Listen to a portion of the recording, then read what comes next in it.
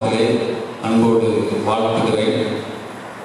திவ்ய உயிர்த்தெழுதலின் ஆலயம் முள்ளக்காடு திருச்சபையின் சார்பாக உங்களுக்கு எங்கள் அன்பான வாழ்த்துதலையும் ஆசீர்வாதங்களையும் கூறிக்கொள்கிறோம். சிறப்பாக ஒவ்வொரு வருடமும் நடைபெறுகின்ற ஆலய பிரதிஷ்டை பண்டிகை மற்றும் அசன வைபங்கள் இந்த நாளிலே நடைபெறுவது வழக்கம்.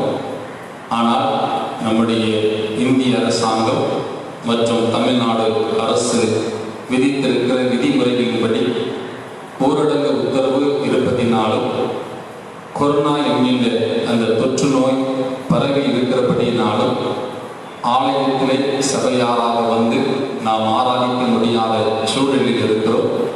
ஆகவே இந்த நாளிலே நாம் எல்லாரும் இணைந்து இந்த ஊடகத்தின் வழியாக நேரடியாக இந்த ஆராதனையை உங்களுக்கு நாங்கள் ஒளிபரப்பு செய்கின்றோம். ஆகவே வீட்டிலிருந்து ஆராதிக்கிற உங்களை ஆண்டவர் அதிகமாய் ஆசீர்வதிப்பாராக. இதை கேட்கிற இந்த ஆராதனையில் பங்கு பெறுகின்ற இந்த திருச்சபையின் பிள்ளைகளையும் யாரெல்லாம் இந்த ஊடகத்தின் வழியாக இந்த ஆராதனையை பங்கு பெறுகின்றார்களோ அவர்கள் எல்லாரையும் ஆண்டவர் அளவில்லாமல் ஆசீர்வதிப்பாராக. தலைகளை தாழ்த்தி ஜெபம் செய்வோம். கர்த்தருடைய ஆலயத்திற்கு போவோம் வாருங்கள் என்று அவர்கள் எனக்கு சொன்ன பொழுது நான் மகிழ்ச்சியாகிறேன். எருசலேமே, உன்னை நேசிக்கிறவர்கள் சுகித்திருப்பார்களாக. உன் அலங்கத்திற்குள்ளே சமாதானமும் உன் அரண்மனைக்குள்ளே சுகமும் உண்டாவதாக. 1000 நாளை பார்க்கிலும் உமது பிரகாரங்களில் செல்லும் ஒரு நாள் நல்லது. ஆகாய கூடாரங்களில் வாசமாய் இருப்பதை பார்க்கிலும் என் தேவனுடைய வீட்டின் வாசல் படியில் காத்திருப்பதை தெரிந்து கொள்வேன். இது கர்த்தர் உண்டு பண்ணின நாள். இதிலே நாம் எல்லாரும் மகிழ்ந்து களி கூற கடவோம். அன்பு நிறைந்த ஆண்டவரே, இந்த மகிமையான தேவாலயத்திற்காக உமக்கு ஸ்தோத்திரம் செலுத்துகிறோம். ஒவ்வொரு வருடமும் தேவாலய பிரதிஷ்டை பண்டிகை கொண்டாடவும் அசன வைபவங்களையும் நடத்துவதற்கு ஆண்டவர் கிருபை தருகிறேன். உமக்கு நன்றி செலுத்துகிறோம்.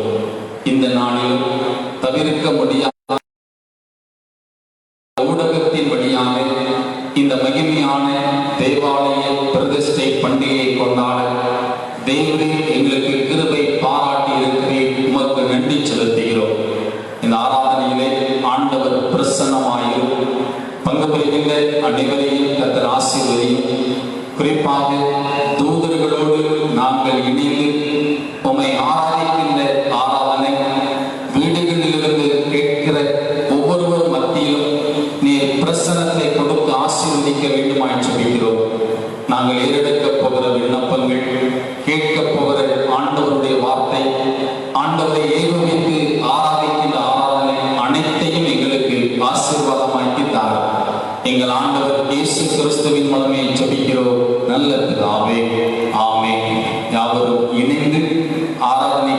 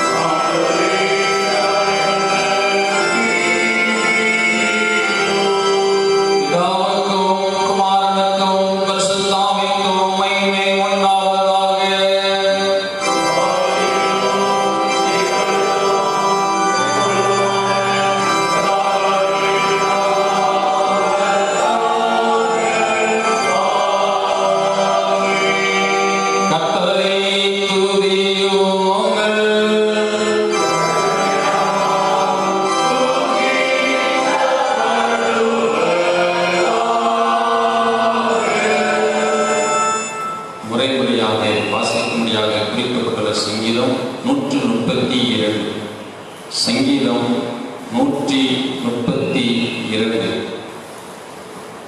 கர்த்தாவே, தாவீதையும் அவருடைய சகல உபத்திரவத்தையும் நினைத்தருளோம்.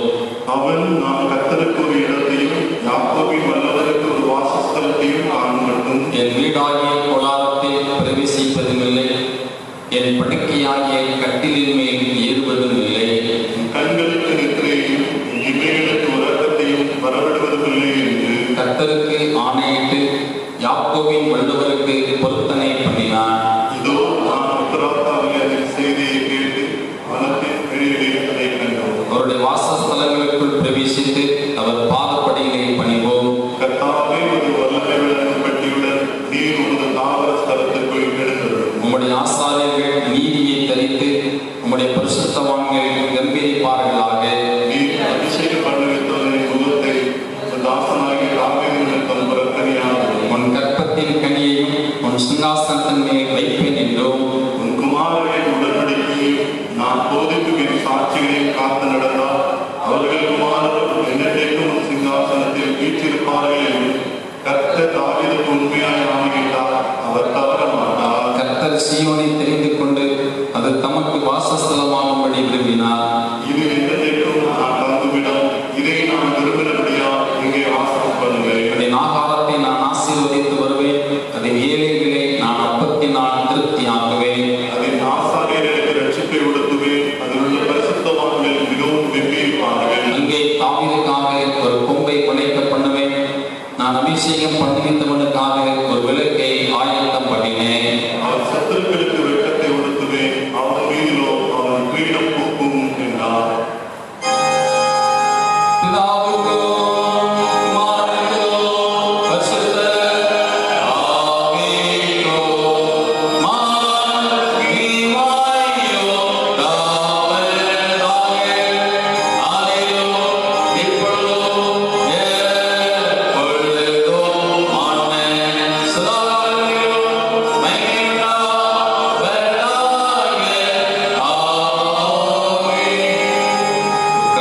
பொதுவான திருமறை பகுதி வாசிக்க கேட்போம்.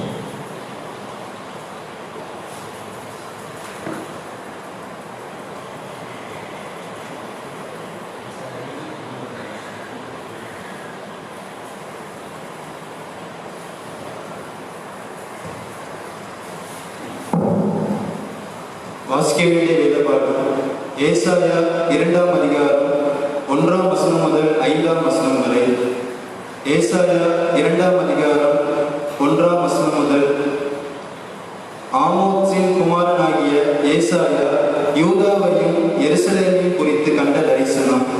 கடைசி நாட்களில் கர்த்தருடைய ஆலயமாகிய பர்வதம் பர்வதங்களின் கொடுமுடியில் ஸ்தாபிக்கப்பட்டு மலைகளுக்கு மேலாய் உயர்த்தப்படும்.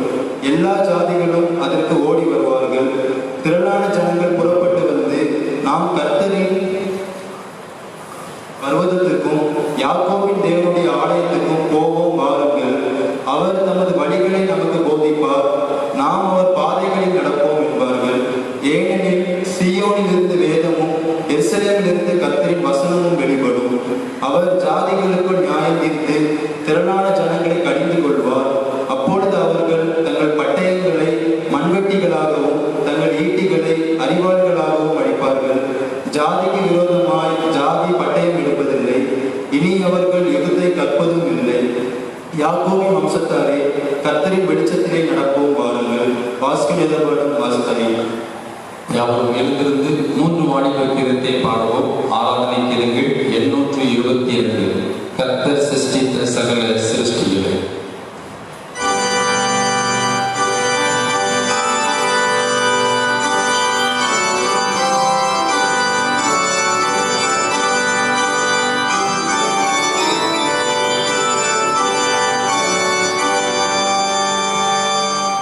Amen.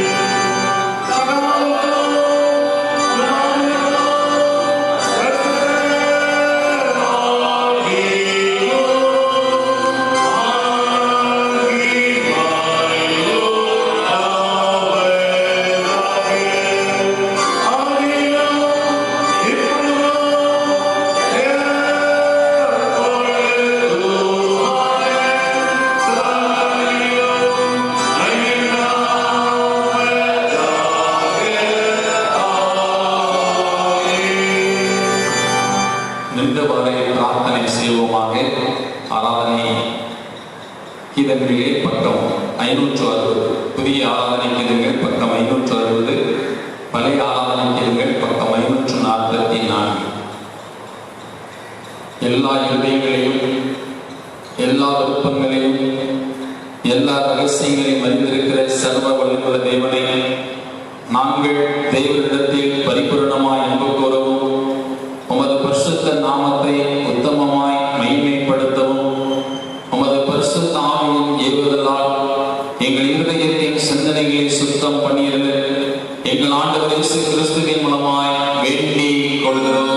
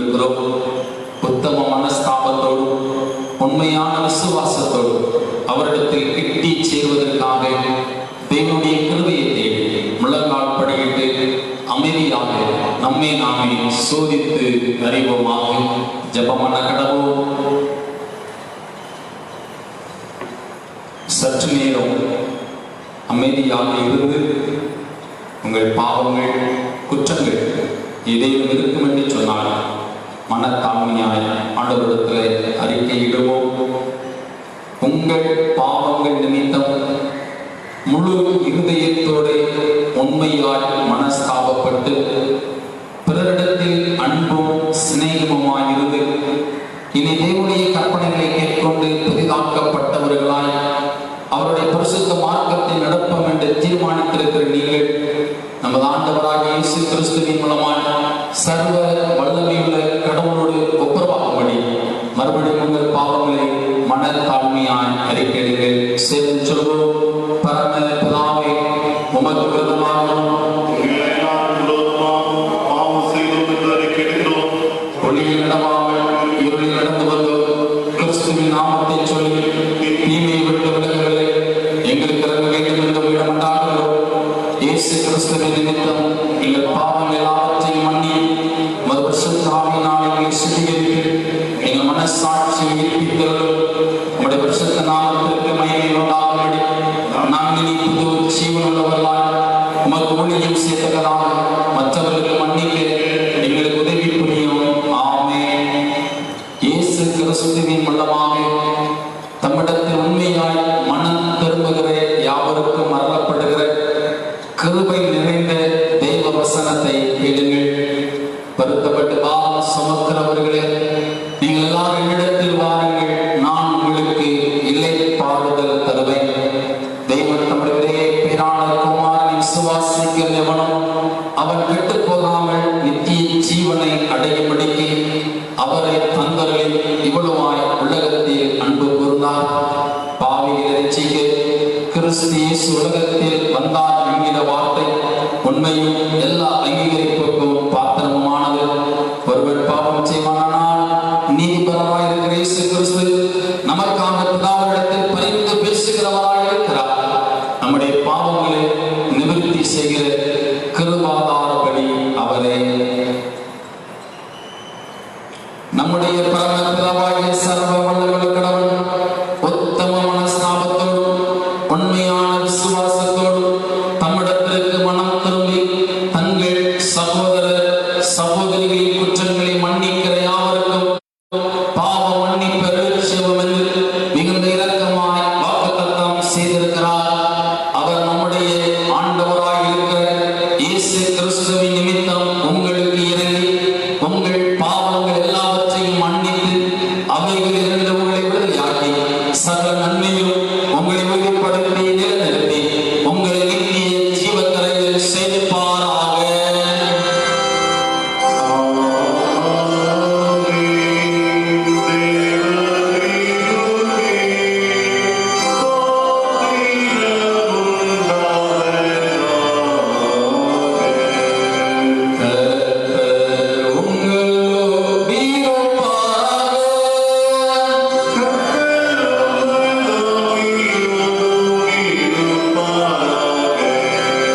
ஜெபம் பண்ண கடவோம். ஆலய பிரதிஷ்டை பண்டிகைக்குரிய சிறுவிடுவோம். பரிசுத்த பிதாவே, கேருபீன்கள் சேராபீன்கள் ஓயாமல் புகழ்ந்து துதிக்க துதிகளின் மத்தியில் வாசம் பண்ணுகிறவரை உம்மை போற்றுகிறோம். உம்மை ஆராதிக்க தேவரே எங்களுக்கு தந்துள்ள இந்த உயிர்த்தெழுதலின் ஆலயத்திற்காக உம்மை ஸ்தோத்திரிக்கிறோம். இந்த உயிர்த்தெழுதலின் ஆலயத்தில் உமது வசனத்தை நாங்கள் தியானிக்க உம்மை பற்றிய மெய் அறிவில் நாங்கள் வளர கல்வி செய்யும். இவ்வாலயத்தில் உம்மை ஆராதிக்கிற நாங்கள் உண்மையோடு ஆவியோடும் ஆராதிக்கவும் தேவனை தங்கும் ஆலயமாக எங்களை அர்ப்பணிக்கவும் கிருபித்தார். எங்கள் ஆண்டவர் இயேசு கிறிஸ்துவின் மூலமாய் உம்மை வேண்டிக் கொள்கிறோம்.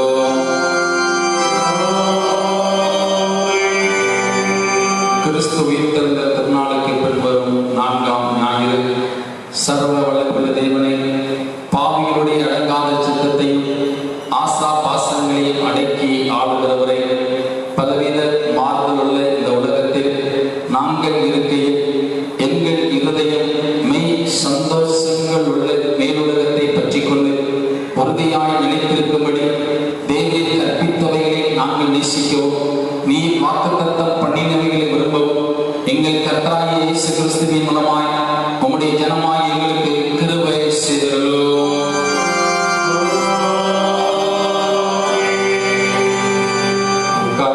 நிருப வாக்கியம் வாசிக்க கேட்போம்.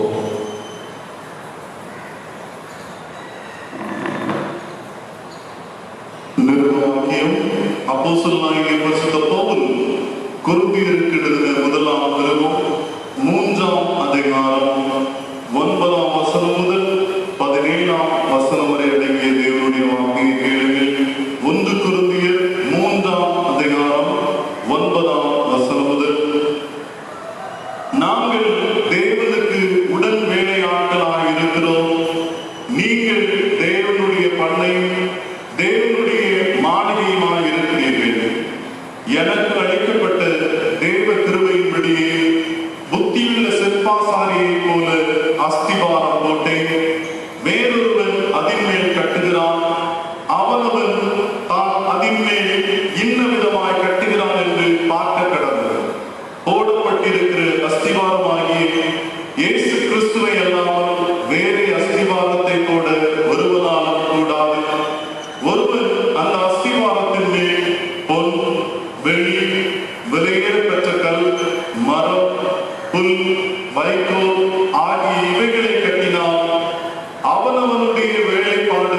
வெளியாகும். நாளானது அதை விளங்க பண்ணும். ஏனெனில் அது அக்னியினாலே வெளிப்படுத்தப்படும். அவனவருடைய வேலைப்பாடு எத்தன்மையுள்ளதென்று அக்னியானது பரிசோதிக்கும். அதேமேல் ஒருவர் கட்டினது நிலைத்தால் அவன் கூலியை பெறுவான். ஒருவர் கட்டினது வெந்து போனால் அவன் நஷ்டமடைவான். அவனோ ரட்சிக்கப்படுவான். அதுவும் அக்னியில் அகப்பட்டு தப்பினது போல் இருக்கும். நீங்கள் தேவனுடைய ஆலயமாய் இருக்கிறீர்கள் என்றும் தேவனுடைய ஆவி உங்களில் வாசமாய் இருக்கிறார் என்றும் அறியாதிருக்கிறீர்களா? ஒருவர் தேவனுடைய ஆலயத்தை கெடுத்தால் அவரை தேவன் கெடுப்பார். தேவனுடைய ஆலயம் பரிசுத்தமாய் இருக்கிறது, நீங்களே அந்த ஆலயம் என்பது வாசிக்கும்படியாக குறிக்கப்பட்ட நிருபவாக்கியம் வாசித்தாயிற்று.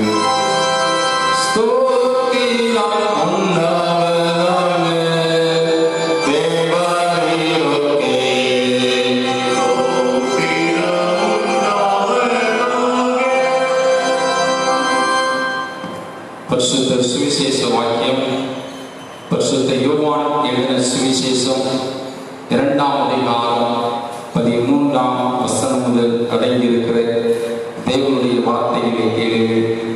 பரிசுத்த யோவான் 2ஆம் அதிகாரம் 13ஆம் வசனம். பின்பு யூதருடைய பஸ்கா பண்டிகை சமீபமாயிருந்தது.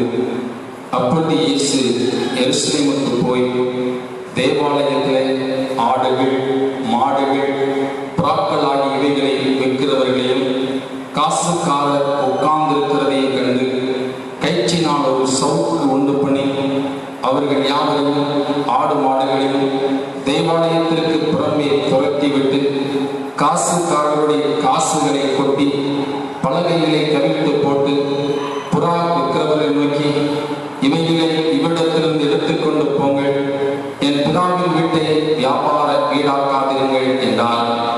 அப்பொழுது உடைய வீட்டை குறித்து உண்டான பக்தி வைராக்கியம் என்னை பட்சித்தது என்று எழுதியிருக்கிறதை அவருடைய சீஷர்கள் நினைவு கூர்ந்தார்கள். அப்பொழுது யூதர்கள் அவரை நோக்கி, நீ இவைகளை செய்கிறீரே, இதற்கு என்ன அடையாளத்தை எங்களுக்கு காண்பிக்கிறீர் என்று கேட்டார்கள். இயேசு அவர்களுக்கு பிரதித்திரமாக, இந்த ஆலயத்தை இடித்து போடுங்கள், 3 நாளைக்குள்ளே இதை எழுப்புவேன் என்றார். அப்பொழுது யூதர்கள் இந்த ஆலயத்தை கட்ட 46 வருஷம் சென்றது, நீர் இதை 3 நாளைக்குள்ளே எழுப்புவீரோ என்றார்கள். அவரோ தம்முடைய சரீரமாகிய ஆலயத்தை குறித்து பேசினார். பாடம் முடிந்தது.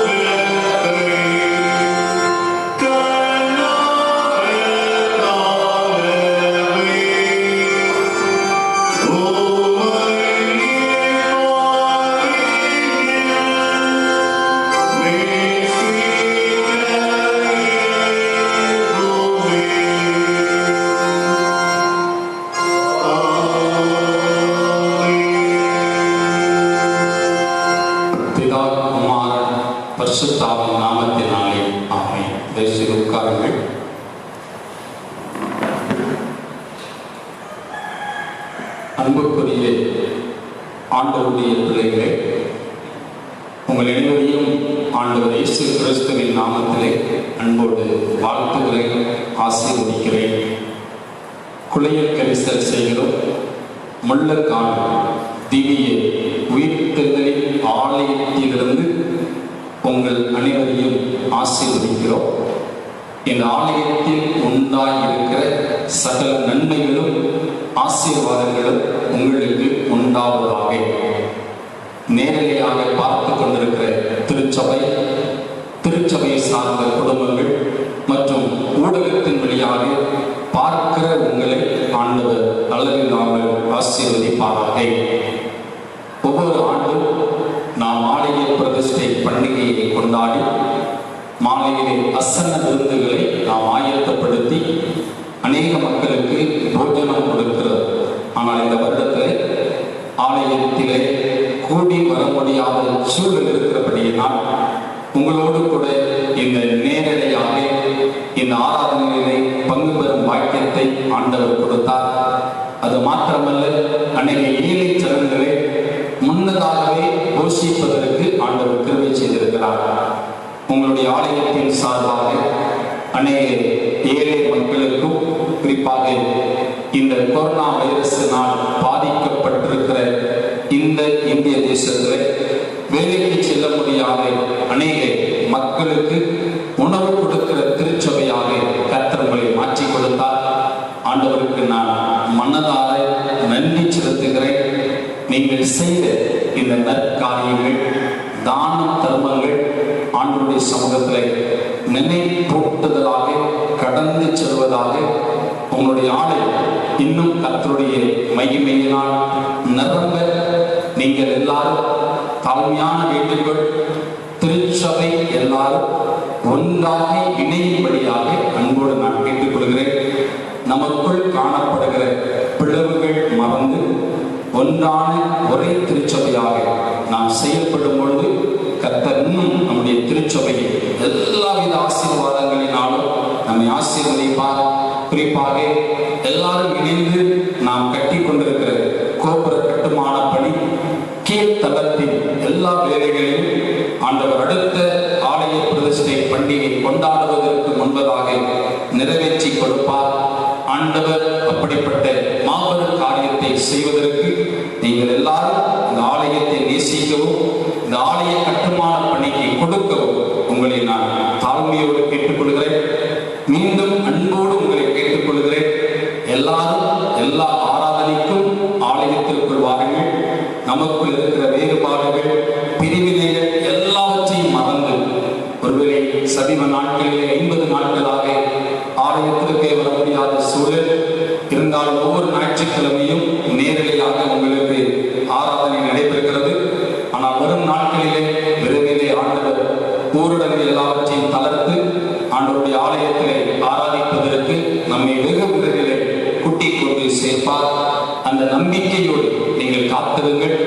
தினந்தோறும் நடைபெறுகிற காலை மாலை ஆராதனைகளை இந்த ஆலயத்திலே பங்கு பெறுங்கள். அதோடு கூட மாத்திரமல்ல, இந்த ஆலயத்திலே நீங்கள் அசன காரியங்களுக்காக ஒவ்வொரு வருடமும் கொடுக்கிற உற்சாகமான பணத்தை இந்த வருடத்தில் கொடுங்கள். அது கட்டுமான பணிக்கு பயன்படுத்தப்படும். ஆகவே ஜெபத்தோடு எல்லா நிகழ்வுகளிலும் பங்கு பெறுங்கள். உயிர்த்தெழுந்த ஆண்டவரின் ஆசீர்வாதம் உங்களுக்கும் உங்கள் பிள்ளைகளுக்கும் வருங்கால சந்ததிக்கும் உண்டாகும். ஒரு நிமிட கண்களை மூடி நாம் ஜெபம் செய்வோம்.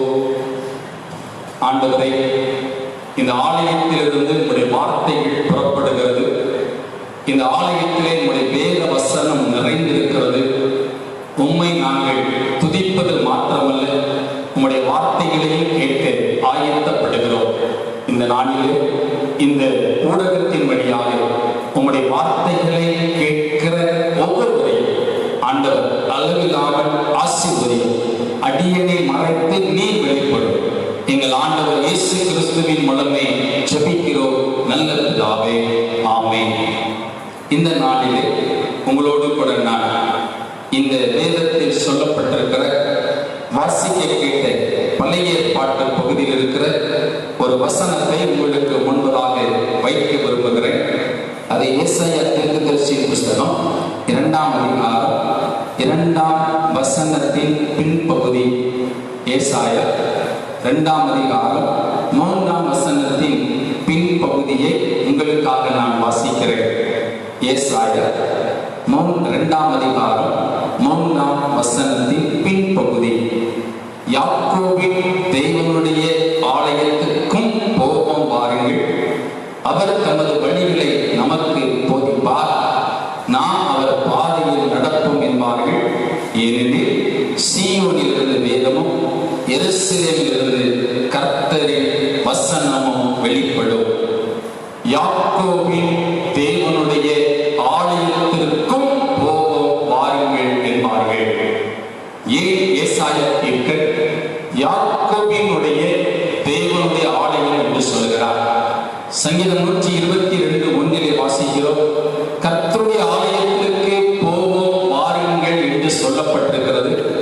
இன்னும் சங்கீத புஸ்தகத்திலே நீங்கள் வாசிப்பீர்கள் என்று சொன்னால் 42ஆம் சங்கீதம் 4ஆம் வசனத்திற்கு தேவாலயத்திற்கு போவோம் வாருங்கள் என்று இருக்கிறது. ஆனால் ஏசாயா தீர்க்கன் ஏன் யாக்கோபினுடைய தேவனுடைய ஆலயத்திற்கு போவோம் வாருங்கள் என்று சொல்கிறார்? நன்றாக அறிந்து கொள்ளுங்கள். ஏசாயா தீர்க்கதரிசியினுடைய அந்த செய்தியானது எருசலேமிலே யாக்கோபினுடைய ஆலயம் என்று சொல்லப்படுவது எதை குறிக்கிறது என்று சொன்னால், ஆதியாகமம் 22ஆம் அதிகாரம் 14ஆம் வசனத்திலே ஆபிரகாம் தன் மகன் ஈசாக்கை பலியிடுவதற்கு அவன் இனத்தை தெரிந்தெடுத்த அந்த பகுதியிலே ஒரு ஆட்டுக்குட்டி பலியிடப்பட்டதல்லவா, அந்த இடம்தான் யாக்கோபின் தேவனுடைய ஆலயம் அமைந்திருக்கிற இடம்.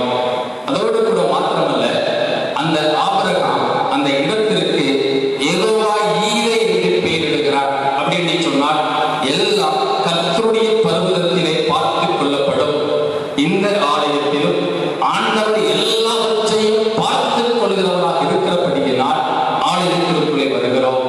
அதோடு கூட மாத்திரமல்ல, ஆதியாகமம் 28ஆம் அதிகாரம் 14ஆம் வசனத்திலிருந்து 19ஆம் வசனம் வரைக்கும் யாக்கோபை ஆண்டவர் சந்தித்து அவனை ஆசீர்வதித்து அந்த இடத்தை பெத்தேலாக மாற்றி போட்டாரே, அதே இடத்திலே தான் எருசலேம் தேவாலயம் கட்டப்பட்டிருக்கிறது.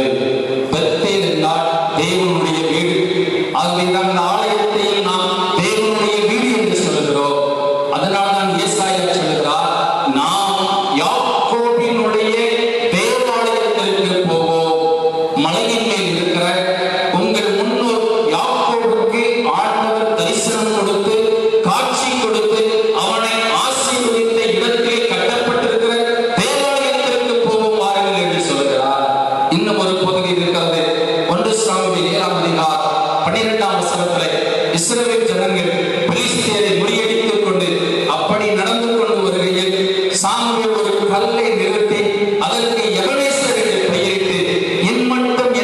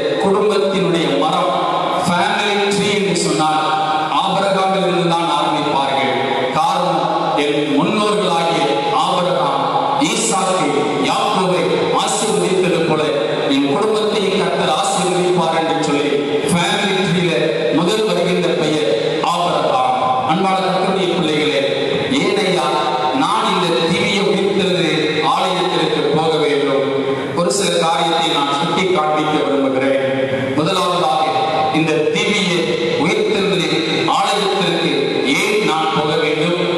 ஏன் இந்த இடத்திற்கு நான் ஆண்டவரை ஆராதிக்க வேண்டும்? ஒரு 3 காரியங்களை சுட்டி காண்பிக்க விரும்புகிறேன்.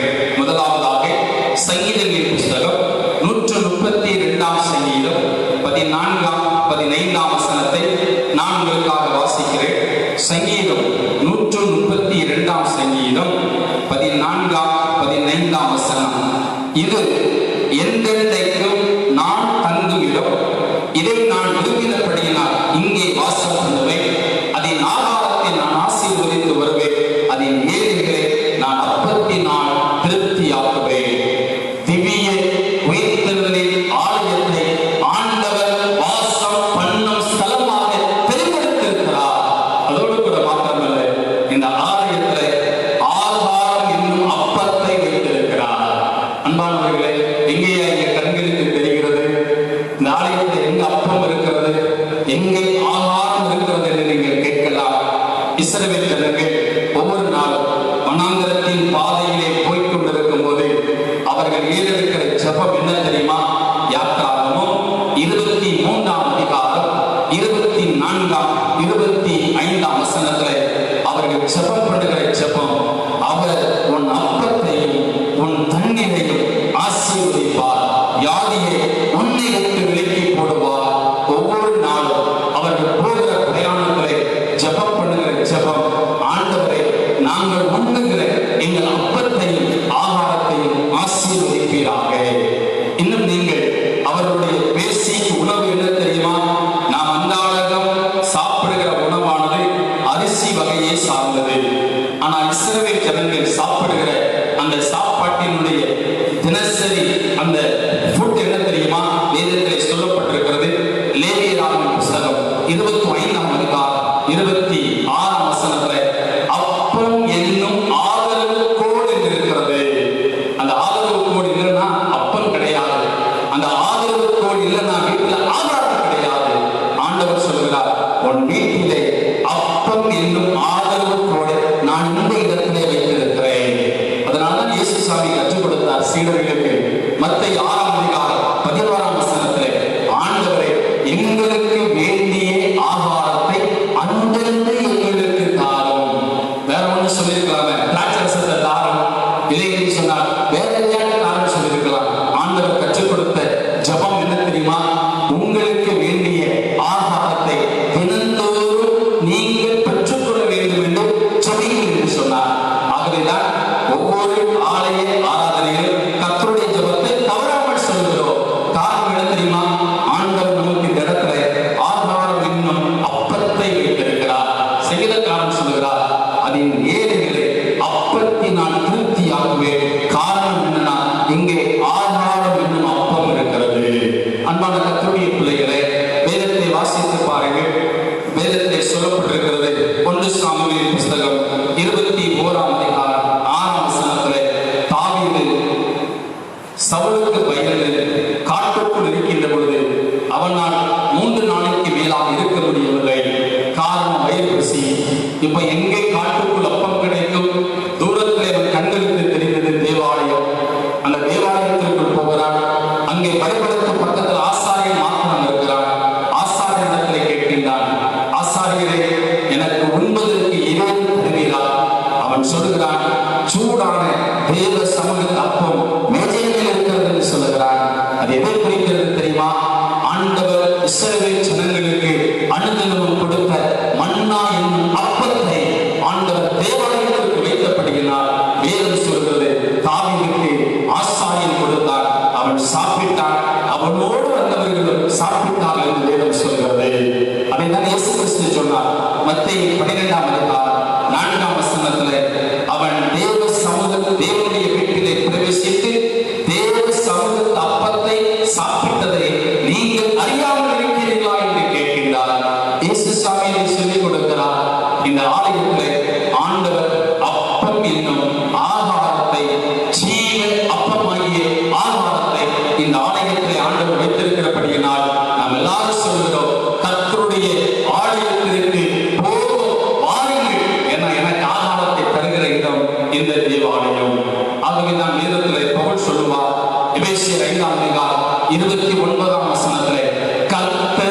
சபையை போஷித்து காப்பாற்றுகிறார்.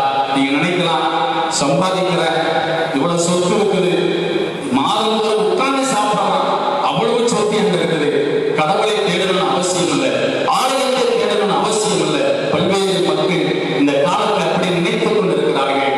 பவுல் சொல்கிறார், கர்த்தர் தான் சபையை போஷித்து காப்பாற்றுகிறார். சபைனா இல்லையா? கூடி வருகிற மக்கள் கூட்டத்தை அவர் தான் போஷித்து காப்பாற்றுகிறார்கள்.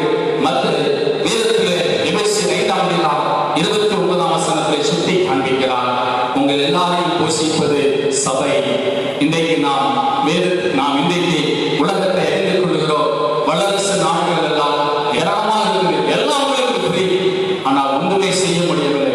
கண்ணுக்கு புலப்படாத ஒரு சின்ன வைரஸ் அப்பத்தை சாப்பிட முடியாதபடிக்கு முடக்கி போய்விட்டிருக்கிறது. வெளியிலே செல்ல முடியாத சூழல். மில்லியன் கணக்காக பேங்க்ல பணம் இருக்குது, ஆனால் ஒன்றுமே செய்ய முடியாத சூழல். காரணம் என்ன தெரியுமா? கடவுளை தேடாத நிலைமை. ஆண்டவருடைய வார்த்தை சொல்கிறது, கர்த்தர் நான் சபையை போஷித்து காப்பாற்றுகிறார். அன்பான கர்த்தருடைய பிள்ளைகளே, அப்போஸ்தலர்களின் புஸ்தகம் 6ஆம் அதிகாரம் முதல் 3 வசனத்தை வாசித்து பாருங்கள். அன்றைக்கு இருந்த ஆதி திருச்சபை அப்பொழுது இருந்த கிரேக்க விதவைகளை தினசரி சோறு போட்டு பாதுகாத்தது இருக்கிறது. அப்படின்னு நான் என்ன அர்த்தம்? இந்த ஆலயத்தின் வழியாக தான் ஆண்டவர் ஏழைகளை போஷிக்கிற இடமாக வைத்திருக்கிறார். ஆகவேதான் மல்கியா தீர்க்கன் சொல்வார், மல்கியா 3ஆம் அதிகாரம் 10ஆம் வசனத்தில், என் ஆலயத்திலே ஆதாரம் உண்டாயிருக்கும்படி. வேற சொல்லியிருக்காங்க, என் ஆலயத்துல பொண்ணு இருக்குது, வெள்ளி இருக்குது, பொன்னையும் வெள்ளியும் உண்டாயிருக்கும்படி சொல்லலாம். ஆனால் அப்படி சொல்லவில்லை. என் ஆலயத்திலே ஆதாரம் உண்டாயிருக்கும்படி தசம பாகங்களை எல்லாம் தண்டக சாலைக்கு கொண்டு வாருங்கள். அன்பான கர்த்தருடைய பிள்ளைகளே, ஏன் கர்த்தருடைய ஆலயத்திற்கு போக வேண்டும் என்று சொன்னார்? கர்த்தர் ஆலயத்திலே நம்முடைய கண்களுக்கு மறைந்திருக்கிற அப்பம் என்னும் ஆகாரத்தை வைத்திருக்கிறபடியினால் ஆலயத்திற்கு வாருங்கள். அதனால்தான் சங்கீதக்காரன் 34ஆம் சங்கீதம் 9ஆம் 10ஆம் வசனத்திலே சொல்கிறார், கர்த்தரை தேடுகிறவர்களுக்கோ ஒரு நன்மையும் குறைவுபடாது. அப்ப முதல் காரியம், இந்த உயிர்த்தெழுதலின் ஆலயத்திலே என் ஆண்டவர் ஆகாரத்தை வைத்திருக்கிறார். இரண்டாவதாக, யோபேல் தீர்க்கதரிசியின் புஸ்தகம் 3ஆம் அதிகாரம் 18ஆம் வசனம், பழைய ஏற்பாடு பக்கம் 1063 இருக்கிறது. யோபேல் 3ஆம் அதிகாரம் 18ஆம் வசனத்தின் பின்பகுதியில் இருக்கிறது. ஒரு ஊற்று கர்த்தருடைய ஆலயத்திலிருந்து புறப்பட்டு சித்தீம் என்னும் பள்ளத்தாக்கை நீர்ப்பாய்ச்சலான தோட்டத்தை போல் மாற்றுகிறது. இரண்டாவது நியாயம், இந்த ஆலயத்துக்கு வரணும். இந்த ஆலயத்திலே கர்த்தருடைய ஊற்று இருக்கிறது. அங்க எல்லாம் சொல்லப்பட்டிருக்கிறது, கர்த்தருடைய ஆலயத்திலே ஒரு ஊற்று கொண்டிருக்கிறது. அந்த ஊற்று யார் தெரியுமா? வேதத்திலே வாசிக்கிறோம். எரேமியா 17ஆம் அதிகாரம் 13ஆம் வசனம். எரேமியா 17ஆம் அதிகாரம் 13ஆம் வசனம். அவர்கள் ஜீவனுள்ள தங்கள் ஊற்றாகிய கர்த்தரை மறந்து போனார்கள் இருக்கிறது. அப்படின்னு சொன்னால் என்ன அர்த்தம்? கர்த்தரே அந்த ஊற்று. இன்னும் அந்த ஊற்று ஆலயத்திற்குள்ள எங்க இருக்கிறது? யோவான் 19ஆம் அதிகாரம் 34ஆம் வசனத்திலே வாசிக்கிறோம். அப்பொழுது போர்ச்சேவகன் ஒருவன் ஈட்டியினால் அவருடைய விழாவை கட்டினான். அப்பொழுது தண்ணீரும் இரத்தமும் புறப்பட்டு வந்தது இருக்கிறது. அவருடைய சுய இரத்தத்தினாலே சம்பாதித்திருக்கிற இந்த திருச்சபையிலே கர்த்தரை நமக்கு ஊற்றாயிருக்கிறார். ஆகவேதான் வேதம் சொல்கிறது, கர்த்தருடைய ஆலயத்திலிருந்து ஊற்று ஒன்று புறப்படுகிறது. அவருடைய விழாவிலிருந்து உண்டாக்கப்பட்ட ஊற்று. ஆகவேதான் ஆண்டவர் ஏவாளை படைக்கும் பொழுது விழாவிலிருந்து படைத்தார். அதனால்தான் திருச்சபையை மணவாட்டி என்று அழைக்கிறோம். திருச்சபையை திருமறை ஃபீமேல் வார்த்தையை பயன்படுத்துகிறது. காரணம் என்ன தெரியுமா? மணவாளன் இயேசு கிறிஸ்து, மணவாட்டியாகிய திருச்சபை, அது கன்னி பெண்ணுக்கு ஒப்பிடப்பட்டிருக்கிறது. அப்படின்றால் அர்த்தம் என்ன? ஆண்டவருடைய ஊற்று இந்த ஆலயத்தில் இருக்கிறது. அதனால்தான் சகரியா தீர்க்கன் சொல்லியிருக்கிறார். சகரியா 13ஆம் அதிகாரம் 1ஆம் வசனத்திலே, அந்நாளிலே பாவத்தை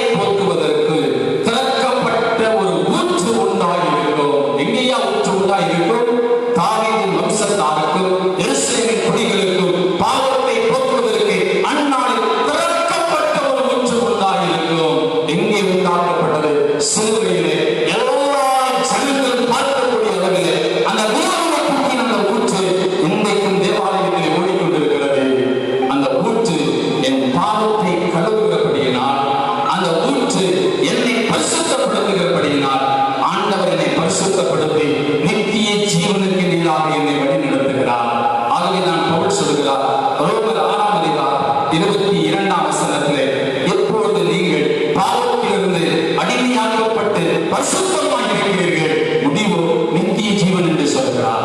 இந்த ஆலயத்திற்கு வருகிற எல்லாரையும் இந்த சிலுவையிலே அவருடைய விழாவிலிருந்து வந்த ஊற்றானது நம்மை பரிசுத்தப்படுத்துகிறது, நம்மை சுத்தப்படுத்துகிறது, நம்மை அது பரிசுத்தப்படுத்தி நம்முடைய பாவ அழுக்கையெல்லாம் நீக்குகிறது. நீக்கிற பிற்பாடு அந்த ஊற்றில் மூழ்கி நாம் பரிசுத்தமாகும் போது அதனுடைய முடிவு பரலோக ராஜ்யம் என்று சொல்கிறது. ஏனையா கர்த்தருடைய ஆலயத்திற்கு போவோம். அதனால் தான் ஏசாயா 2:3 வசனத்திலே சொல்கிறார், அவர் நம்முடைய வழியை போதிப்பார். நம்ம எங்க போகணும், எந்த இடத்திற்கு செல்லணும்னு சொல்லி அவருடைய வார்த்தை நம்மை போதிக்கும் என்று இருக்கிறது. கர்த்தருடைய பிள்ளைகளே, இந்த இடத்திலே கர்த்தருடைய ஊற்று இருக்கிறது. விழாவிலே படிந்த அந்த தண்ணீர் ரத்தம் இன்னைக்கும் இருக்கவில்லை. பள்ளிக்கூடத்தில் இருந்த அந்த ஊற்று புறப்பட்டு வருகின்ற மக்களை எல்லாம் அந்த ஊற்றிலே நினைக்கிறது.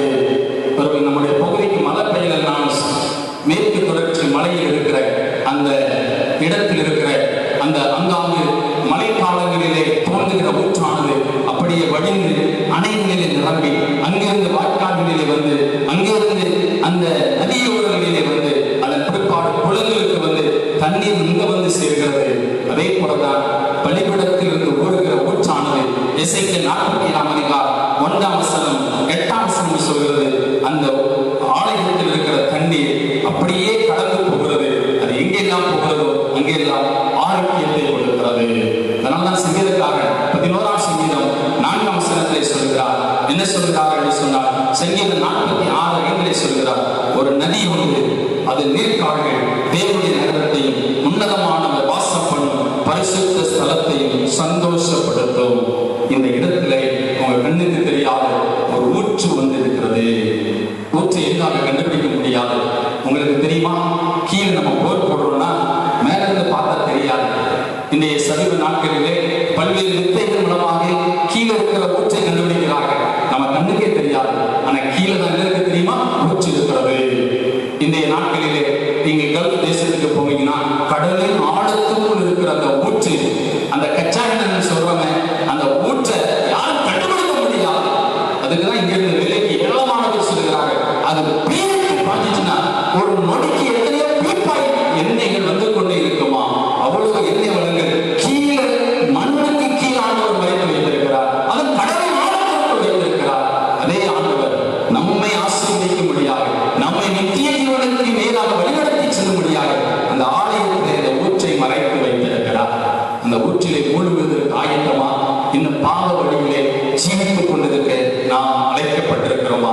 இரண்டாவது, நாம் எல்லாரும் கர்த்தருடைய ஆலயத்திற்கு போக வேண்டும். கர்த்தருடைய ஆலயத்திலே அவருடைய ஊற்று இருக்கிறது. மூன்றாவதாக நாம் வாசித்த வேத பகுதியாகிய ஏசாயா 2ஆம் அதிகாரம் 3ஆம் வசனத்தின் பின்பகுதியிலே இந்த ஆலயத்திலே என்ன நடக்குதுன்னு சொன்னா, வாசிக்கிறேன், சீயோனிலிருந்து வேதமும் எருசலேமிலிருந்து கர்த்தரின் வசனமும் வெளிப்படும். ஐயா, இன்னைக்கு யூடியூப்ல நீங்க கேட்கலாம், இல்லைஎன்றால் பேஸ்புக்ல ஏராளமான செய்திகள் கேட்கலாம். ஆனால் கர்த்தருடைய வசனம் வெளிப்படுகிற இடம் இந்த ஆலயம் என்றால் அறிந்து கொள்ளுங்கள். கர்த்தருடைய வார்த்தை வெளிப்படுகிற இடம் இந்த ஆலயம். ஆகவே நான் இயேசுசாமி 12 வயதாக இருக்கின்ற பொழுது எருசலேம் தேவாலயத்திற்கு சென்று கர்த்தருடைய வசனத்தை அங்கே எடுத்து பேசி வேத பாடல்களோடு கூட பேசிக் கொண்டிருந்தார். அன்பான கர்த்தருடைய பிள்ளைகளே, இந்த ஆலயத்தில் கர்த்தருடைய வசனம் இந்த பக்கம் வேதம் வெளிப்படுகிறது, இந்த பக்கம் கர்த்தருடைய வார்த்தை புறப்பட்டு வருகிறது. ஆகவேதான் வானத்திலிருந்து இறங்கி வருகிற ஜீவ அப்பத்திற்கு வசனம் ஒப்பிடப்படுகிறபடினால் இங்கிருந்து சொல்லப்படுகிற வார்த்தைகள் வானத்திலிருந்து வந்ததின் அடையாளமாக இங்கே இந்த பலிபீடத்தில் இருக்கிற இந்த புல்பில் வைக்கப்பட்டிருக்கிறது. புரிந்தால் என்ன அர்த்தம்? இந்த ஆலயத்திலே ஆண்டவர் வசனத்தை வைத்திருக்கிறார். வேத வாக்கியங்கள் இந்த ஆலயத்திற்குள் இருக்கிறது. கர்த்தருடைய வார்த்தை இங்கே இருக்கிறது. ஆண்டவர் முதலாவதாக தான் வளர்ந்த ஊருக்கு போனார். நாசரேத் ஊர் எல்லாருக்கும் தெரியும். லூக்கா 4ஆம் அதிகாரம் 16ஆம் வசனத்திலே அங்கே வாசிக்கிறோம், கர்த்தருடைய வசனம் அடங்கிய தோல் சுருள் கையிலே கொடுக்கப்பட்டது.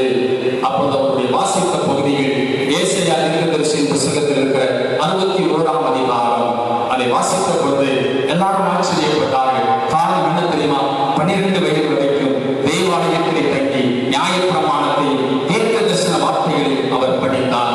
எத்தனை பேர் இந்த ஆலயத்தில் முழு வேதாகமத்தை படித்து முடித்திருக்கிறீர்கள்? இந்த இடத்திலே கர்த்தருடைய வார்த்தையும் வேதமும் வெளிப்படுகிறது. ஆகவே தான் வேதத்திலே நாம் இன்னும் வாசிக்கிறோம். என்ன வாசிக்கிறோம் தெரியுமா? ஓசியா தீர்க்கதரிசன புத்தகம் 8ஆம் அதிகாரம் 12ஆம் வசனத்தை வாசிக்கிறோம். ஓசியா 8ஆம் அதிகாரம் 12ஆம் வசனத்திலே, என் வேதத்தின் மகத்துவங்களை நான் உங்களுக்கு எழுதி கொடுத்தேன், நீங்களோ அதை அந்நிய காரியமாக எண்ணினீர்கள். வேதத்தின் மகத்துவங்கள் இந்த வேத புத்தகத்தில் எழுதி கொடுக்கப்பட்டிருக்கிறது. எத்தனை பேர் இந்த வேத புத்தகத்தின் மேல் வாஞ்சையும் கவனமாக இருக்கிறோம்? எத்தனை பேர் இந்த வேதத்தை ஆராய்ந்து பார்க்கிறோம்? வேதத்தை படிங்கள் என்று சொல்லவில்லை, வேதத்தை ஆராய்ந்து பாருங்கள் என்று இருக்கிறது. ஆகவே நான் இயேசு சாமி சொன்னார், யோவான் 5ஆம் அதிகாரம் 39ஆம் வசனத்திலே, வேதத்தை வசனத்தை ஆராய்ந்து பாருங்கள், அவைகளால் உங்களுக்கு நித்திய ஜீவன் உண்டு என்று சொல்லப்பட்டிருக்கிறது இருக்கிறது. கர்த்தருடைய பிள்ளைகளை, வேத வசனம் வெளிப்படுகிற இடம் கர்த்தருடைய ஆலயம். இந்த வேதத்தின் மகத்துவங்கள் வெளிப்படுகிற இடம் இந்த இடம். வேதத்தின் வார்த்தைகள் சொல்லப்படுகிற இடம் இந்த பிரசித்தமான ஆலயம். ஆகவே நான் ஏசாயா தீர்க்கதரிசி சொன்னான், வாருங்கள் யாக்கோபின் தேவனுடைய ஆலயத்திற்கு போவோம், அங்கே அவர் தமது வேதத்தின் மகத்துவங்களை வேதத்தின் வார்த்தைகளை நமக்கு விளக்கி காண்பிப்பார் இருக்கிறது. இன்னும் ஓசியா 4ஆம் அதிகாரம் 6ஆம் வசனத்தை வாசித்து பாருங்கள். அங்கே சொல்லப்பட்டிருக்கிறது, நீ என் வேதத்தை மறந்தாய், ஆகவே நான் உன் பிள்ளைகளை மறந்து கொள்வேன் என்று இருக்கிறது. எச்சரிப்பின் வார்த்தை இருக்கிறதுங்க. நீ என் வேதத்தை மறந்தால் உண்மைதான் ஆண்டவர் மறந்துவிடும், ஆனா உன் பிள்ளைகள் இருக்கிறார்கள். காரணம் என்ன தெரியுமா? வேதத்தை பெற்றோர் பிள்ளைகளுக்கு படித்துக் கொடுக்க வேண்டும். ஐயா, ஏன் 66 அதிகாரம் இருக்கிறது? ஏன் 66 புத்தகங்கள் இருக்கிறது? ஏன் ஆலயத்தை சங்கீதத்தை பாடுகிறோம்? ஏன் நிருப வாக்கியத்தை உட்கார்ந்து வாசிக்கிறோம்? சுவிசேஷத்தை எழுதி வாசிக்கிறோம்? சொல்லிக் கொடுத்திருக்கீங்களா உங்கள் பிள்ளைகளுக்கு?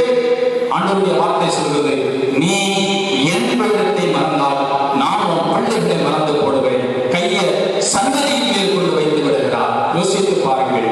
திவ்ய மீட்பெருந்தின் ஆலய திருச்சபையில் இந்த ஊடகத்தின் வழியாக கர்த்தருடைய வார்த்தையை கேட்டுக் கொண்டிருக்கிற பிள்ளைகள் எத்தனை மணி நேரம் இந்த வேதத்திற்கு செலவிடுகிறீர்கள்? ஆயத்தில் இங்கே போன 1/2 மணி நேரம் பிரசங்கம், அதுக்கு மேல முடியாது. எத்தனை நேரம் இந்த வேத புத்தகத்திற்கு செலவிடுகிறீர்கள்?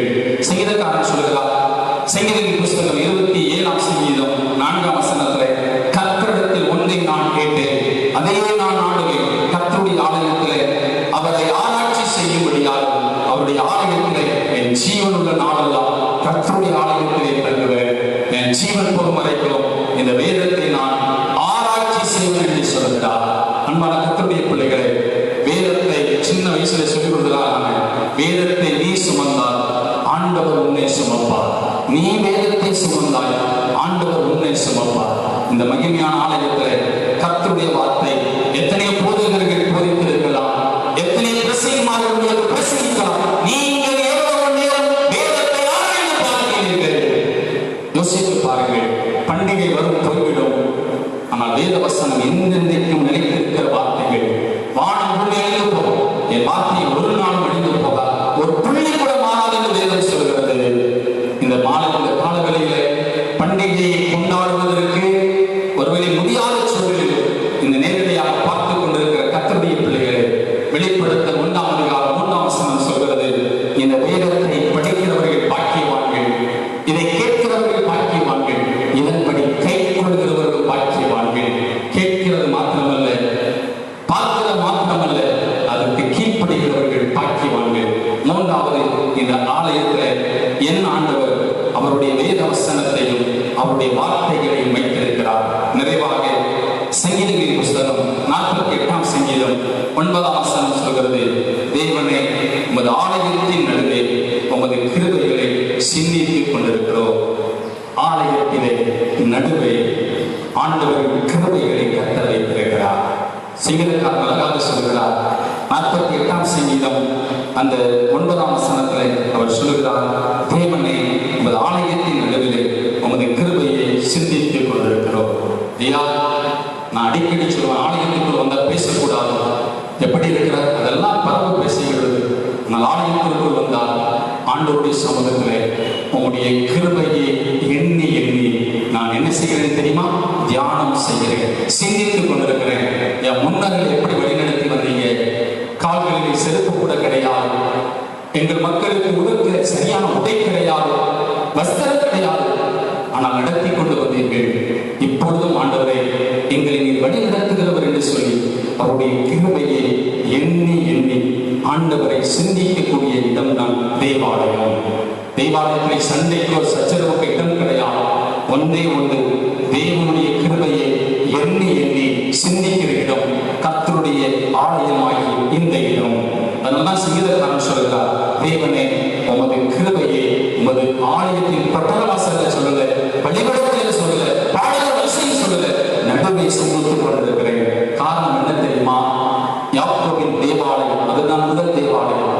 அந்த தேவாலயத்தை சுற்றிலும் சுவர்களிலே பற்பல சித்திரங்கள் வரையப்பட்டிருக்கும். என்ன சித்திரம்? ஆண்டவர் படைத்த படைப்பு, ஆதாம் ஏவா, ஆண்டவர் இஸ்ரவேல் ஜனங்களை வழிநடத்தி வந்த அந்த கானான் தேசத்திற்கு போகக்கூடிய இடத்துல இருக்கிற அனைத்து காரியங்கள், எகிப்தில் அடைக்கப்பட்ட இடமாகிய செங்கலை சுமந்து செல்கிற சித்திரம், அதோடு கூட மாத்திரமல்ல, எகிப்திலிருந்து புறப்பட்டு வருகையில் அங்கே இருக்கிற செங்கடல், அதோடு கூட இருக்கிற எரிகோ பட்டணத்தினுடைய சுவர் எல்லாம் வரையப்பட்டிருக்கும். பெற்றோர் பிள்ளைகள் செலுத்துவார்கள். இது என்ன தெரியுமா? கடவுளுடைய அழகிய படைப்பு. இஸ்ரவேல் ஜனங்களாகிய நம்மை எகிப்தில் 430 வருஷம் அடிமையா இருந்தோம். சாந்து சுமந்தோம், சாந்து சுமந்ததான் சாப்பாடு. 430 வருஷம் கஷ்டப்பட்டோம். புறப்பட்டு கானான் தேசத்திற்கு வந்தோம். செங்கடல் நடுவாக நின்றுச்சு, போகக்கூடாதுன்னு. யோர்தான் நதி பின்னிட்டு திரும்பிச்சு. இப்போது ஆண்டவர்களை கானான் தேசத்திற்கு கொண்டு வந்திருக்கிறார். அந்த சித்திரத்தை பார்த்து ஆண்டவருடைய கிருபையை சிந்தித்துக் கொண்டிருப்பார்கள்.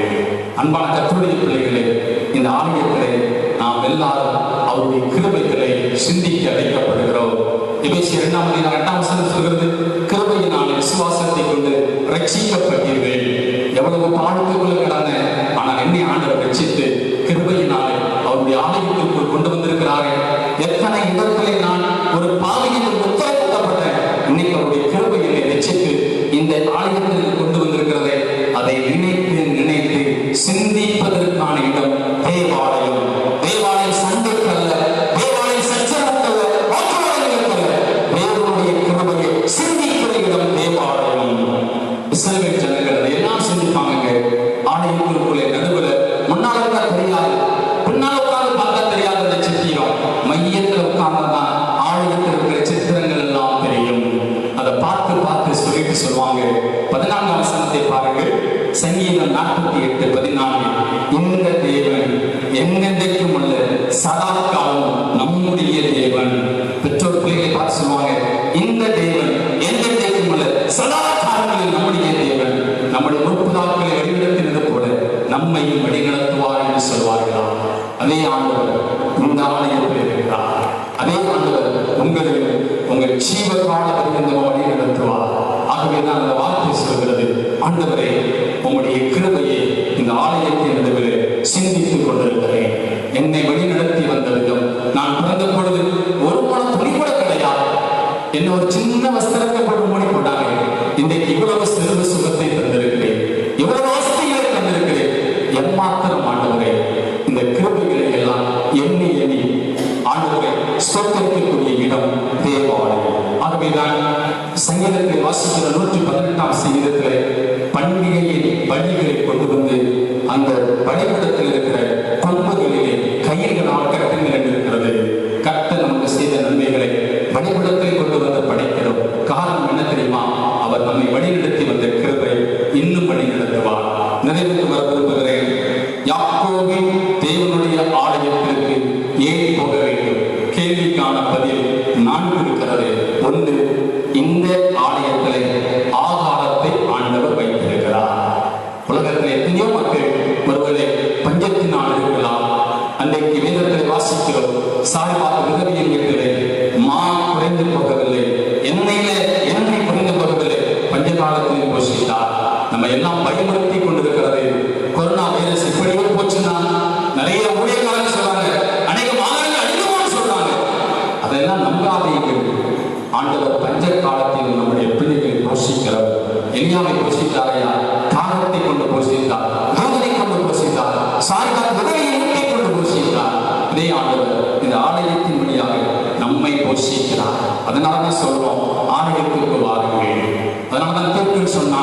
நீங்கள் ஆலயத்திற்கு போங்க, அங்க போய் கர்த்தருடைய வார்த்தைகளை ஆராய்ந்து பாருங்கள். இரண்டாவது, இந்த ஆலயத்தை கர்த்தருடைய ஊற்று இருக்கிறது. சிலுவையில் நமக்காக அடிக்கப்பட்ட அந்த ஆண்டவரின் ஊற்று இந்த ஆலயத்துக்குள் இருக்கிறது. அதனை மூழ்கினால் பாவ மன்னிப்பு கிடைக்கும், பரிசுத்தமாக்குதல் கிடைக்கும். அதனுடைய முடிவு நித்திய ஜீவன். மூன்றாவதாக, இந்த ஆலயத்தில் கர்த்தருடைய வேதமும் வசனமும் வெளிப்படுகிறது. நிறைவாக இந்த ஆலயத்தில் அவருடைய கிருபை இருக்கிறது. அந்த கிருபையை சிந்திக்க அழைக்கப்படுகிறோம். கண்களை மூடி ஜெபம் செய்வோம். அன்பு நிறைந்த ஆண்டவரே, நீ தந்த திவ்ய உயிர்த்தெழுதலின் ஆலயத்திற்காக ஸ்தோத்திரம் ஆண்டவரே. ஒரு மண் மேடாக இருந்த இந்த ஆலயத்தை அழகிய கட்டிடமாக உருவாக்கி மேல் மாடியிலே ஆராதிக்கும் வாக்கியத்தை என் தந்தீரை நமக்கு ஸ்தோத்திரம் செலுத்துகிறோம்.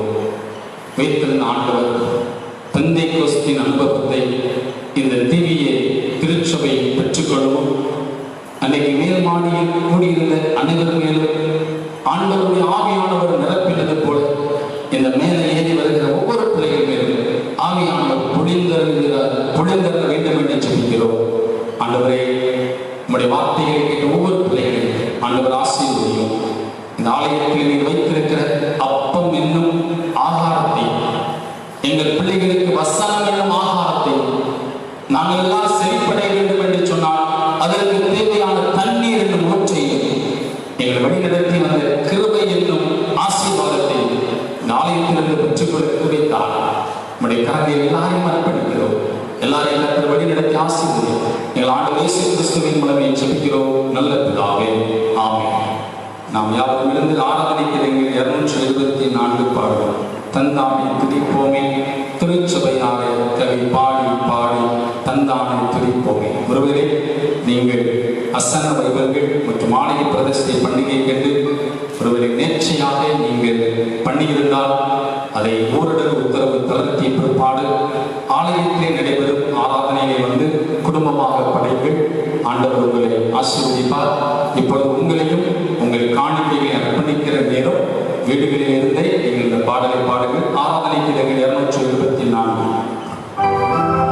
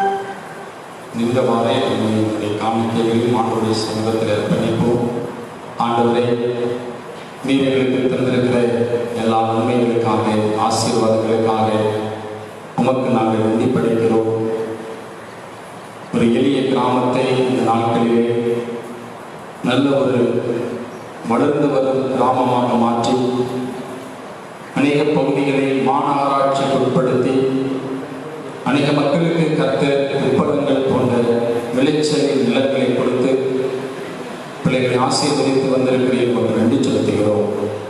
இப்பொழுது நாங்கள் எங்களை எங்கள் வீடுகளில் இருந்தே படைக்கும் வண்ணமாக உங்களுடைய சமூகத்தில் எங்களை அர்ப்பணிக்கிறோம். விலை கிரயமாக நீர் எங்களுக்கு எல்லாவற்றையும் தந்தே உம்முடைய குமாரனாகிய இயேசு கிறிஸ்துவையே தந்தலின் ஆண்டவர் மற்ற எல்லாவற்றையும் அருளாதிருப்பது எப்படி என்று உங்களுடைய வேத வசனம் சொல்கிறது. ஆம் ஆண்டவரே, நீர் எங்களுக்காக எல்லாவற்றையும் தருகிற ஆண்டவர் என்ற விசுவாசத்தோடு உங்களுடைய சமூகத்தில் எங்களை அர்ப்பணிக்கிறோம். நீங்கள் ஏற்றுக்கொள்ளும். இந்த நாளிலும் பிறந்த நாளை கண்டிருக்கும் அன்பு மகனை ஆசீர்வதியும். ஏராளமான பிறந்த நாட்களை காண்பதற்கும் கையெழுத்து செய்யும் எல்லா வேலைகளிலும் தேவனுடைய ஆசீர்வாதம் கூட இருந்து வழிநடத்தவும் ஜெபிக்கிறோம். அருமையாக ஒளிபரப்பு செய்யப்பட்டுக் கொண்டிருக்கிற உதவி செய்கிற திருச்சபை பிள்ளைகள், பாடகர் குழுவினர்கள் எல்லாருக்காக ஜெபிக்கிறோம். அனைவரையும் ஆசீர்வதியும். உங்களுடைய கரம் எங்களோடு கூட தங்கியிருக்கட்டும். எங்கள் ஆண்டவர் இயேசு கிறிஸ்துவின் மூலமே ஜெபிக்கிறோம் நல்ல பிதாவே. ஜெபம் பண்ண கடவுள். Amen.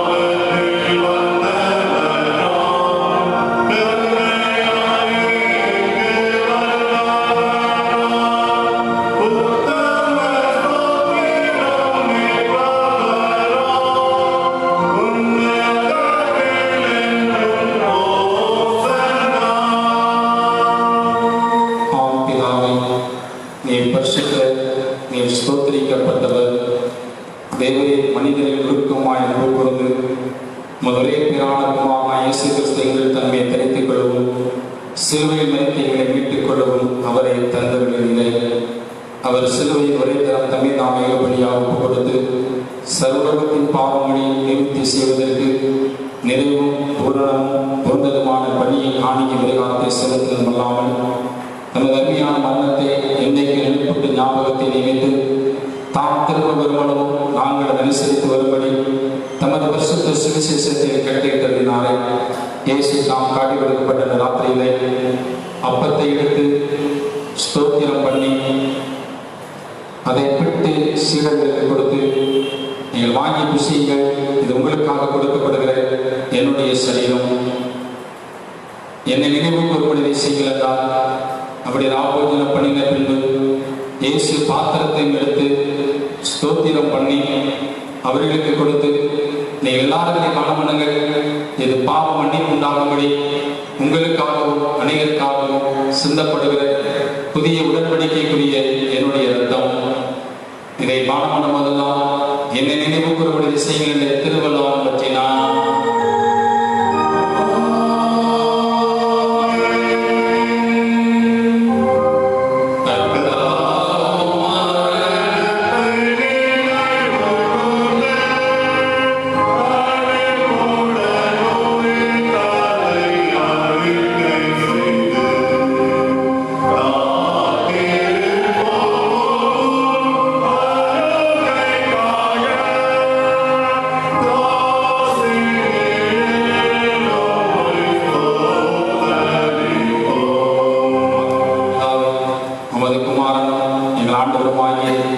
இயேசு கிறிஸ்துவின் அருமையான பாடுகளையும் மரணத்தையும் மகிமையான உயிர்த்தெழுதலையும் பரமேந்தரை நினைவு கூர்ந்து முதலியதாய நாங்கள் அவருடைய கட்டளையின்படியே அவர் திரும்ப வருமளவும் அவரை நினைவு கூர்ந்து இதை செய்கிறோம்.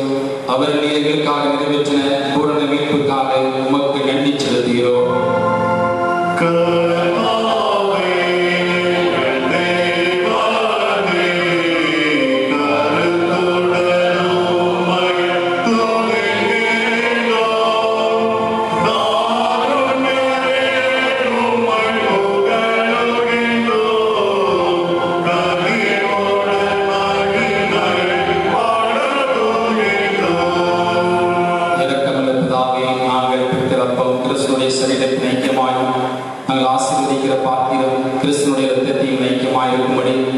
எங்களையும் நீரே தனது அப்பத்தின் திராட்சரசத்தையும் உமது பரிசுத்தாவினால் பரிசுத்தப்படுத்த வேண்டும் என்று மிகுந்த தாழ்மையோடு பிரார்த்திக்கிறோம். நாங்கள் எல்லாரும் எங்கள் ஆண்டவராகிய கிறிஸ்துவில் கூட்டி இணைக்கப்பட்டவர்களாகி விசுவாசத்தில் ஒருமைப்படவும் தலையாகி அவருக்குள் எல்லாவற்றையும் வளரும் கிருபை செய்யும். அவரோடு பரிசுத்தாவியோடு நீக்கமாக சர்வ வல்லமையுள்ள பிதாவாகிய உமக்கு அவர் மூலமாய் சகல கனமும் மகிமையும் என்றென்னைக்கும் உண்டாவதாக.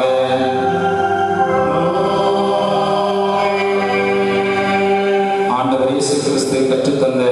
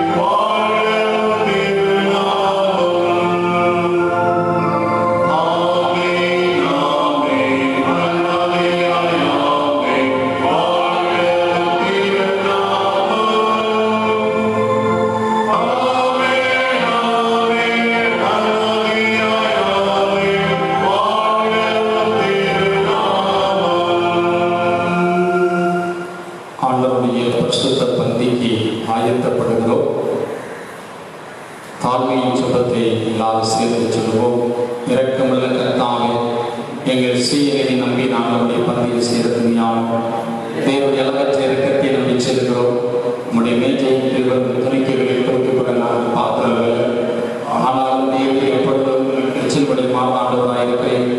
ஆகையால் திருவிழா கர்த்தாவே, முதன்மையான குமாரன் இயேசு கிறிஸ்துவின் எளிமையான சரீரத்தால் ரத்தத்தால் எங்கள் பாவங்களை சரீரம் மாத்திரம் சுத்தமாய் எப்பொழுதும் அவர் எங்களுக்கு வாசமாய் ஏற்றதுமாய் அவருடைய சரீரத்தை புசித்து கர்த்தத்தை பாவனை எங்களுக்கு செய்துள்ளோம். ஆமென்.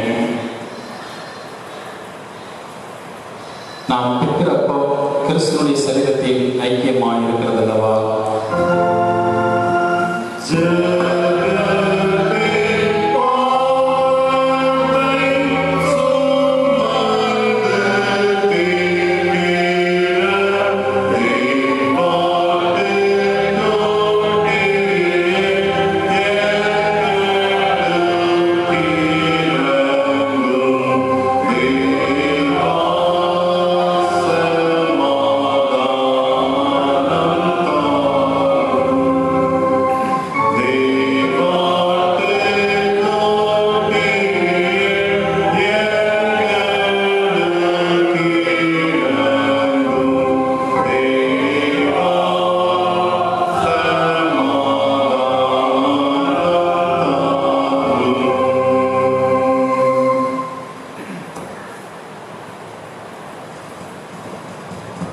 உலகால் படித்து நாம் எல்லாரும் ஜெபம் செய்வோம்.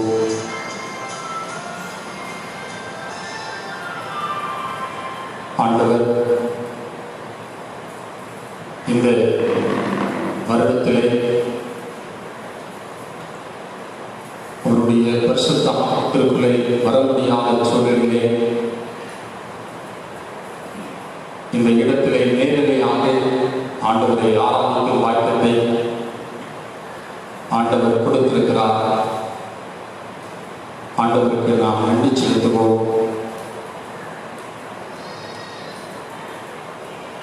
எத்தனை மக்களுக்கு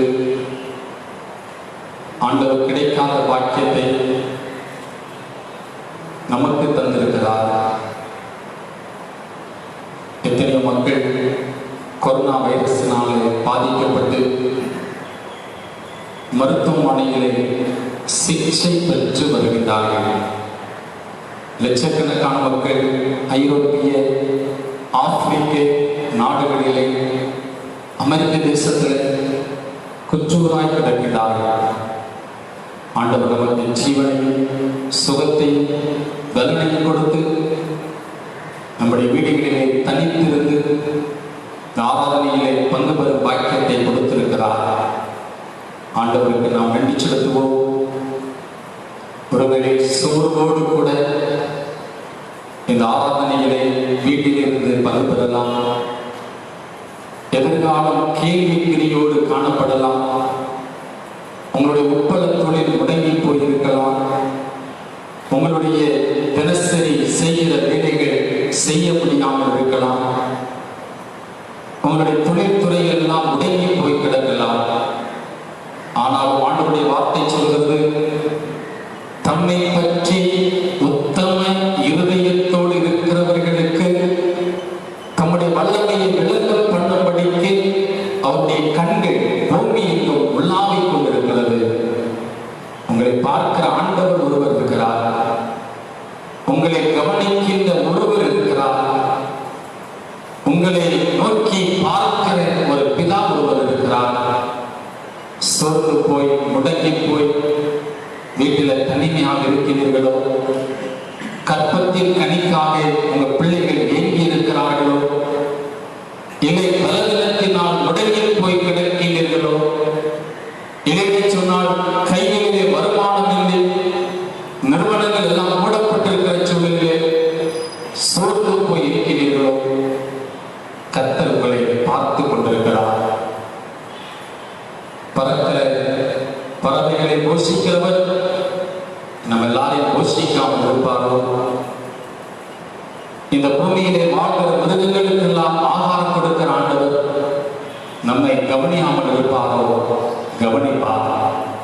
இந்த ஆலயத்திலே வைத்திருக்கிற சகல ஆசீர்வாதங்கள் உங்களுக்கு உண்டாகியிருக்கும். ஒருவர் இந்த வருஷத்துல வசனத்துல பங்கு பெற முடியல, ஆலய பிரதிஷ்டை பண்டிகையை பங்கு பெற முடியல, இழந்து போனதையெல்லாம் ஆண்டவர் திரும்ப தருவார். சிறுமைப்பட்ட நாட்களுக்கும் துன்பத்தை கண்ட வருஷங்களுக்கும் சரியாய் கர்த்தர் பதில் கொடுப்பார். அந்த ஆண்டவர் ஆலயத்தில் இருக்கிறார், உங்க அறையை வீட்டுக்குள் இருக்கிறார். நீங்க பார்த்து கொண்டிருக்கிற அந்த ஊடகத்திற்கு முன்பதாக ஆண்டவர் இருக்கிறார். அந்த ஆண்டவரை நோக்கி கூப்பிடுவோமா? ஜெபத்தில் எதை கேட்டால் தருவேன் என்று வாக்கு பண்ணியிருக்கிறார். அவருடைய வாக்குகள் எல்லாம் உண்மை உள்ளது. அவர் மனமாற மனிதன் அல்ல, பொய் சொல்ல மன பத்திரனும் அல்ல. அவர் சொன்னதை நிறைவேற்றுகிறார். அவரை நோக்கி கூப்பிடுவோமா? அன்பு நிறைந்த ஆண்டவரே, இந்த பகுதியிலே தந்திருக்கிற எங்களுடைய தென்னிந்திய திருச்சபைக்காக ஸ்தோத்திரிக்கிறோம். திவ்ய உயர்த்தல்களின் ஆலயத்திற்கு ஸ்தோத்திரிக்கிறோம். எங்களுடைய முன்னோர்கள் ஒரு சிறிய ஆலயத்தை கடந்த 2 ஆண்டுகளுக்கு முன்பதாக இந்த ஆலயத்தை பிரதிஷ்டை பண்ண கர்த்தர் கிருபை கொடுத்து நமக்கு ஸ்தோத்திரம் செலுத்துகிறோம். இதற்காக பிரயாசப்பட்ட பிள்ளைகள் உண்டு, இதற்காக முயற்சி எடுத்த பிள்ளைகள் உண்டு, இதற்காக தங்கள் சொந்த பணத்தை செலவழித்த பிள்ளைகள் உண்டு. இப்பொழுது ஆண்டவரே, இந்த ஆலயத்தினுடைய மகிமை எங்கள் பிள்ளைகளின் வீட்டுக்குள் கடந்து செல்ல வேண்டுமாய் ஜெபிக்கிறோம். அவருடைய தொழில்துறைக்குள் கடந்து செல்ல வேண்டுமாய் ஜெபிக்கிறோம். அவருடைய உப்பள தொழிலுக்குள் கடந்து செல்ல வேண்டுமாய் ஜெபிக்கிறோம். வேலை செய்கிற நிறுவனத்திற்குள் கடந்து செல்ல வேண்டுமாய் ஜெபிக்கிறோம். இந்த கிராமத்தை ஆசீர்வதியும் ஆண்டவரே. இந்த கிராமத்தில் வாழ்கிற எல்லா மக்களும், இந்த கிராமத்தை சுற்றி இருக்கிற அநேக ஏழை ஜனங்கள் உண்டு, எல்லாரையும் ஆசீர்வதியும். உங்களுடைய கிருபை இந்த ஆலயத்தில் இருக்கிறபடியினால் அந்த கிருபையினால் இந்த கிராமத்தை சூழ்ந்து கொள்ள வேண்டுமாய் ஜெபிக்கிறோம். ஆண்டவரே, நேற்று எக்ஸாமுக்காக ஆயத்தப்படுகிற பிள்ளைகள், இன்ஜினியரிங் கல்லூரியிலே படித்துக் கொண்டிருக்கிற பிள்ளைகள், வேலைக்காக காத்திருக்கிற பிள்ளைகள், கற்ப பிறப்புக்காக காத்திருக்கிற பிள்ளைகள் எல்லாரையும் கர்த்தர் ஆசீர்வதிக்க வேண்டுமாய் ஜெபிக்கிறோம். விரைவிலே ஊரடங்கு தளர்த்தப்பட்டு உங்களுடைய ஆலயத்திலே வந்து உம்மை ஆராதிக்க நீர் இந்த ஒவ்வொருவருக்கு கிருபை தர வேண்டுமாய் ஜெபிக்கிறோம். கேளுங்கள், அப்பொழுது உங்களுக்கு கொடுக்கப்படும். தேடுங்கள், கண்டறிவீர்கள். தட்டுங்கள், திறக்கப்படும் என்று சொல்லியிருக்கிறேன். கேட்கிற எவனும் பெற்றுக்கொள்வான் என்று சொல்லியிருக்கிறேன். ஆண்டவரே, எங்களுடைய வாய்களை திறந்து கேட்கிறோம். ஆண்டவரே, எங்கே போவோம்? உம்மிடத்தில் தான் எல்லாம் இருக்கிறது. உம்முடைய சமூகத்திலே தான் அனைத்தும் இருக்கிறது. விசுவாசத்தோடு கேட்கிறோம்.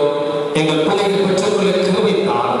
வெகுவிரைவிலே ஊரடங்கு உத்தரவு தளர்த்தப்பட்டு உம்முடைய ஆலயத்திலே வந்து உம்மை மகிமையோடு ஆராதிக்க, இரட்டிப்பான வல்லமையை பெற்றவர்களாய் ஆராதிக்க கிருபைத்தார். உம்முடைய நாமத்தில் எல்லாரையும் ஆசீர்வதிக்கிறோம். எங்கள் ஆண்டவர் இயேசு கிறிஸ்துவின் மூலமே ஜெபிக்கிறோம் நல்ல பிதாவே, ஆமென்.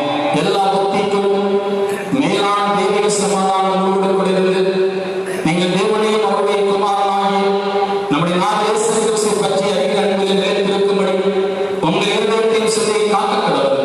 பிதா, குமார், பரிசுத்த ஆவியாகிய சர்வ வல்லமை பொருந்திய தேவனுடைய ஆசீர்வாதம் உங்களுக்குள்ளே இருந்து எப்பொழுதும் உடனே நிலைத்திருக்க கடவுளே.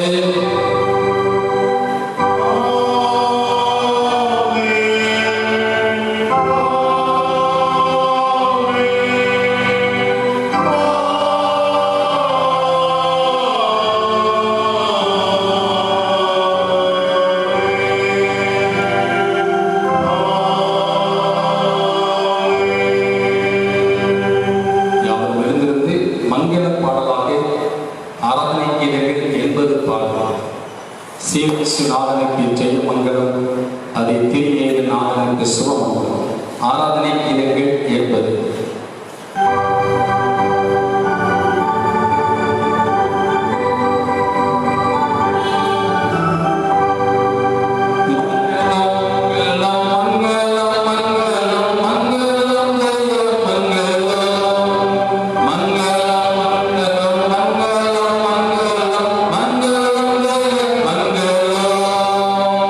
Sire Sunamane Jaya Mangala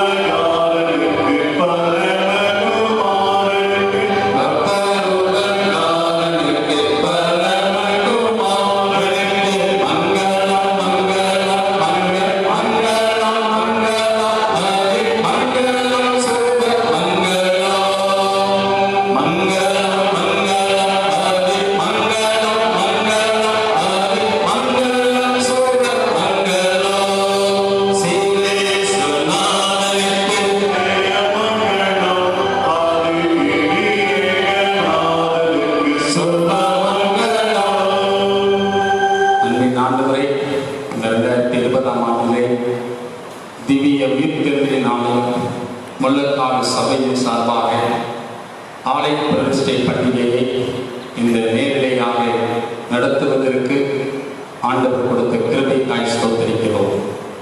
வீடுகளிலிருந்து கேட்ட இந்த பிள்ளைகள் அனைவரும் ஆசீர்வதியும் இந்த ஆலயத்தின் சம்பூரணத்தினால் நிரப்பியதும் இந்த ஆலயத்திலே நீ வைத்திருக்கிற ஆகாரம் அங்கு வீட்டிற்குள் கடந்து செல்லட்டும். இந்த ஆலயத்திலே நீ வைத்திருக்கிற உம்முடைய ஊற்று வீட்டிற்குள் கடந்து செல்லட்டும். நீ வைத்திருக்கிற கர்த்தருடைய வார்த்தை இந்த ஆலயத்திலிருந்து புறப்படட்டும். நீ வைத்திருக்கிற கிருபை எங்கள் பிள்ளைகளை சூழ்ந்து கொள்ளட்டும். உங்களுடைய நாமத்திலே ஆசீர்வதிக்கிறோம். எங்கள் திருச்சபை இன்னும் வளர்ந்து பெறுகிற கிருபை தான். எங்களுக்கு இருக்கிற வேறுபாடுகளை கலைந்து எங்களுக்குள் இருக்கிற பகை உணர்வுகள் எல்லாம் மறைந்து நாங்கள் எல்லாம் கிறிஸ்துவுக்குள் ஒன்றாக இருக்கிறோம், ஒரே சபையாக இருக்கிறோம் என்று சொல்லி ஆண்டவருக்கு சாட்சியாக வாழ கிருபை தான். விரைவிலே கட்டுமான பணிகள் எல்லாம் நிறைவு பெற்று உம்முடைய நாமத்திலே பிரதிஷ்டை பண்ணப்படுவதற்கு கிருபை செய்யும். உம்முடைய நாமத்திலே எல்லாரையும் ஆசீர்வதிக்கிறோம். விரைவிலே ஊரடங்கு உத்தரவு தளர்த்தப்பட்டு உம்முடைய ஆலயத்தில் வந்து உம்மை ஆராதிக்க கிருபை செய்யும். எங்கள் ஆண்டவர் இயேசு கிறிஸ்துவின் மூலமே ஜெபிக்கிறோம் நல்ல